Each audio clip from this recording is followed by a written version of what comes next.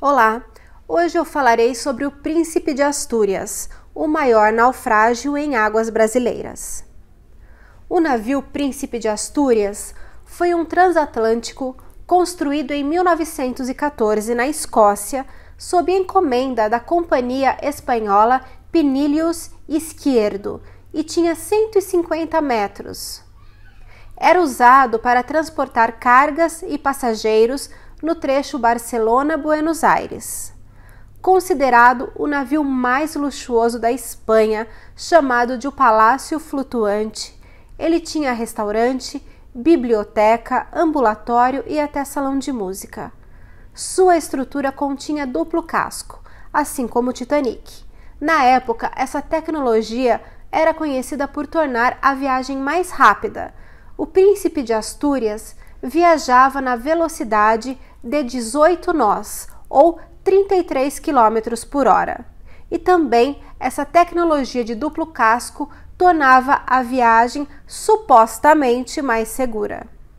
Tinha capacidade para transportar até 1.890 pessoas, entre passageiros e tripulantes, e possuía 3 classes de acomodações: 150 pessoas na primeira classe, 120 na segunda e 1.500 na terceira classe.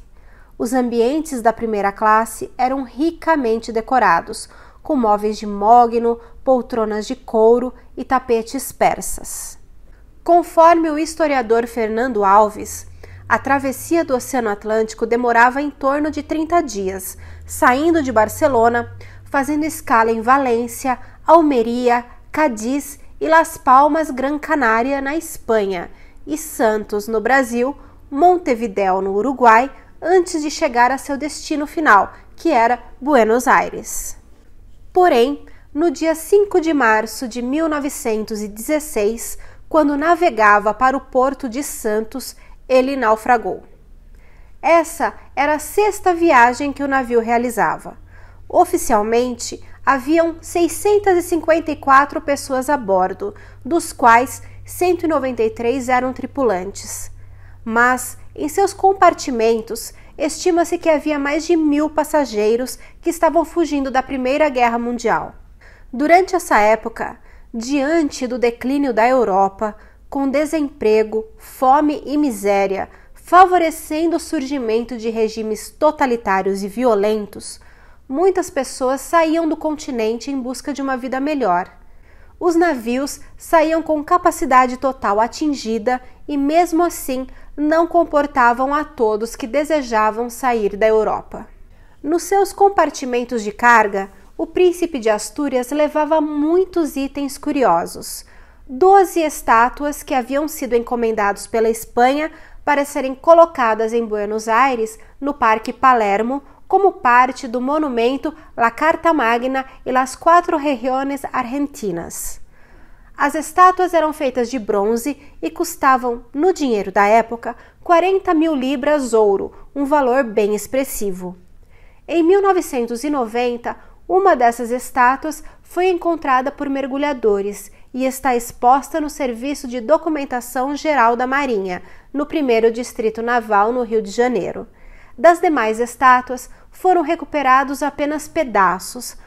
Havia também um boato que dizia que 11 toneladas de ouro estariam na embarcação, porém, nunca houve comprovação deste fato. 16 dias após sua partida de Barcelona, estavam a caminho do Porto de Santos.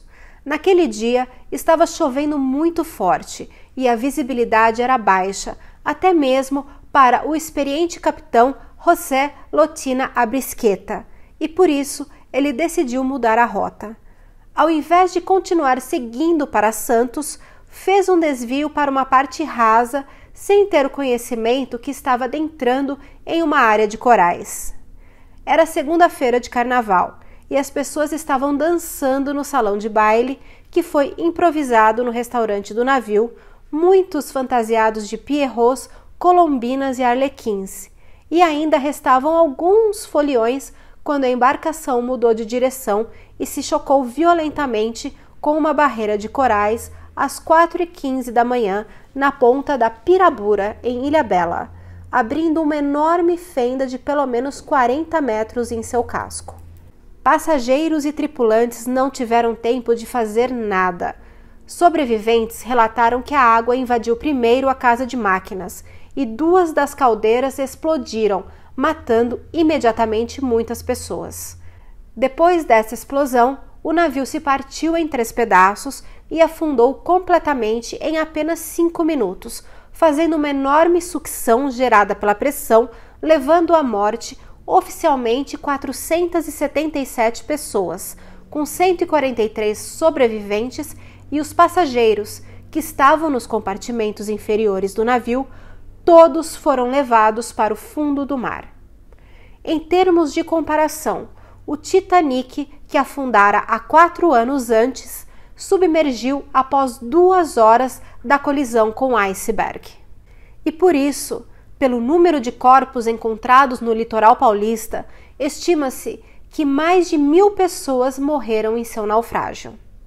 O corpo do capitão José Lotina Brisqueta e de seu primeiro oficial, Antônio Salazar Linas, nunca foram encontrados. Algum tempo após o naufrágio, o navio inglês Vegas, que também fazia a mesma rota em direção a Santos, percebeu que algo estava acontecendo próximo à costa de Ilhabela e resolveu averiguar. O navio Vegas então ajudou no resgate de alguns sobreviventes que conseguiram nadar ou se seguraram em destroços do navio. Alguns corpos também foram recolhidos pela tripulação da embarcação. Os corpos se espalharam pelo litoral norte e, quando encontrados, foram enterrados nas praias. Cerca de 600 pessoas foram enterradas na praia de Serraria, em Ilhabela, e 300 pessoas na praia de Castelhanos, informa ainda o historiador Fernando Alves. A Praia da Caveira, que antes tinha outro nome, também serviu de cemitério para as vítimas do naufrágio. Embora nunca tenha sido comprovado o transporte de passageiros clandestinos, o número de mortos enterrados nas praias ultrapassa 1.000, quantidade que não se encaixa no número oficial de passageiros e tripulação do Príncipe de Astúrias. Nestas praias, principalmente na Praia da Caveira, pessoas relatam ouvir vozes e gritos. O mergulhador Giannis Platon realizou várias expedições ao navio ao longo de 17 anos, em busca de relíquias perdidas em meio aos destroços, e disse que o local é exposto a fortes correntes marinhas e por isso a visibilidade fica muito comprometida por conta da movimentação da areia do leito oceânico e da ferrugem que sai das ferragens do navio. Na época do naufrágio, moradores da ilha resgataram relíquias do navio, talheres e pratos usados pelos hóspedes e até mesmo bonecas de meninas que estavam viajando foram resgatados do fundo do mar. O mergulhador Clécio Mairink já desceu 4 vezes ao escombro do Príncipe de Astúrias, mas ele diz que não gosta do local. Acha um lugar sombrio. Ele diz que a expedição não é recomendada a iniciantes, pois o perigo de aventurar-se dentro do navio e ficar preso por lá é muito grande. Outro risco são as chapas de aço, afiadas, que podem ferir os mergulhadores ou danificar seus equipamentos de mergulho. Mairink relata que em um de seus mergulhos ouviu gritos desesperados e estridentes de uma mulher no navio. E ele diz: lá embaixo a água é fria e muito escura. Eu estava apenas com 1 metro de visibilidade e mesmo assim não tinha coragem de virar o rosto para o lado. Tenho estes gritos até hoje em minha mente, 18 anos depois. E ele diz que outros mergulhadores relatam também experiências fantasmagóricas.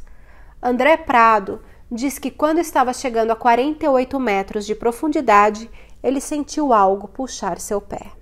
O ator Erson Capri é sobrinho de Renato, que foi um dos sobreviventes do naufrágio. Renato tinha 16 anos quando ele e a família embarcaram em Barcelona. Viajavam ele, o pai Ângelo, a mãe Sofia e 3 irmãos, Ângelo, Stefano e Carlo. Eles viajavam clandestinamente no navio, na 3ª classe, embarcando com identidades falsas. Após a colisão, Renato Capri tentou reencontrar a família, mas já não conseguia descer para a terceira classe. A água subia rapidamente pela escadaria que levava ao convés. Desesperado, ele pegou um colete salva-vidas e pulou na água. Ângelo, seu pai, tentou resgatar mulher e filhos, mas não conseguiu. Em alto mar, sentiu uma criança subir em suas costas e, crente que era seu filho caçula, nadou rumo à praia. Houveram pessoas que precisaram nadar muito, agarrados a destroços, até chegar em terra firme.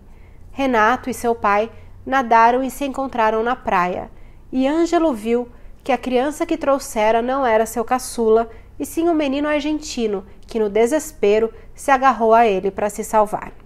O Príncipe de Astúrias encontra-se a 50 metros de profundidade, e alguns pedaços da embarcação foram dinamitados em 1989 para não prejudicarem outras embarcações. Ilhabela é conhecida pelo apelido de cemitério de navios, e em suas águas estão os escombros de pelo menos 23 embarcações, desde o vapor inglês Crest, que naufragou em 1882, até o petroleiro grego Alina-P, que explodiu em 1991 na região de Barequeçaba. A escritora do livro Príncipe de Astúrias, o Titanic brasileiro, Isabel Vieira, explica que as rochas de Ilhabela possuem origem vulcânica, que contém minérios e desregulam as agulhas de bússolas e fazem os navios perderem o rumo. 3 livros foram inspirados pelo desastre marítimo: Ilhabela, Príncipe de Astúrias, Um Mistério entre Dois Continentes, do mergulhador e escritor Giannis Michail Platon, o citado anteriormente Príncipe de Astúrias, o Titanic brasileiro, de Isabel Vieira, e o belíssimo livro Príncipe de Astúrias, de José Carlos Silvares. Muito obrigada por assistir.